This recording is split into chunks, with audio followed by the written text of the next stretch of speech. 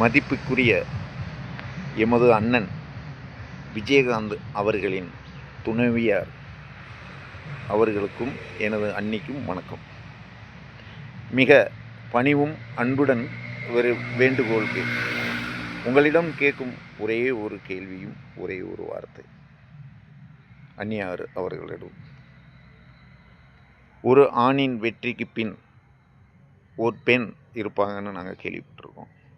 எங்கள் மதிப்புக்குரிய விஜய் அவர்களின் வெற்றிக்கு பின் ஒரு பெண் இருக்கிறார் என்றால் அது மதிப்புக்குரிய எமது அண்ணன் விஜயகாந்தோட துணைவியார் இருப்பாங்கன்னு நாங்கள் நம்புகிறோம். உங்களுடைய உதவிக்கரங்கள், அதாவது அன்புக்கரங்கள் நீட்டுகிறார் எமது டிவிக்கு தலைவர் விஜய் அவர்கள்.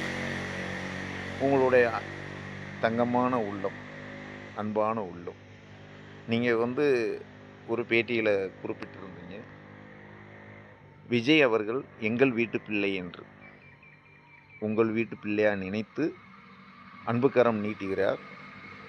உங்களுடைய பண்பான வார்த்தைகளும் அன்பான வார்த்தைகளும் அவருடைய மகுடம் சூடுவதற்கு ஒரு வாய்ப்பளிங்கள். உங்களிடம் உதவிக்கரம் நீட்டுகிறோம்.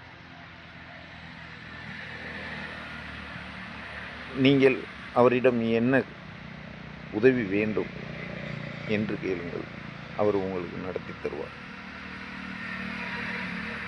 இந்த அன்பான உள்ளம் படைத்த எமது தலைவர் விஜய் அவர்களுக்கு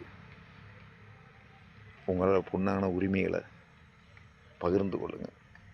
நல்ல விஷயங்களை நல்லதாக நடக்கட்டும். அதுதான் உண்மை. சத்தியம் என்றைக்குமே ஜெயிக்கணும். இந்த கலியுலக அவதாரத்தில் 9 கல்வி அவதாரம், 10வது அவதாரம் கல்வி அவதாரம். அந்த கல்வி அவதாரத்தில் ஒரு சத்திய புருஷன் இந்த மண்ணில் பிறந்திருக்காருன்னா மதிப்புக்குரிய விஜய் அவர்கள். அவர்களுக்கு அந்த கிருஷ்ண பகவான்கிற ஒரு உருவத்தில் அவர் ஒரு தேரோட்டியாகவும் அந்த மகாபாரத யுத்தத்தில் தர்மம் ஜெயிக்க வேண்டும் என்று அந்த கிருஷ்ணன் என்ன செய்தாரோ அதே மாதிரி எங்கள் மதிப்புக்குரிய விஜயகாந்த் அண்ணன் அவர்களுடைய துணைவியாரும் எங்களுடைய அண்ணியா அவர்களும் நீங்கள் ஒரு தேரோட்டியாகவும் கிருஷ்ண பகவான் போல அவதாரமாகவும் அவருக்கு உறுதுணையாக நின்று அவருக்கு நல்ல ஒரு வழி நடத்தி கொடுப்பீங்க அப்படிங்கிறத நாங்கள் மனதார நம்புகிறோம். சத்தியம் வெல்லும். அண்ணி அவர்களுக்கு வணக்கம்.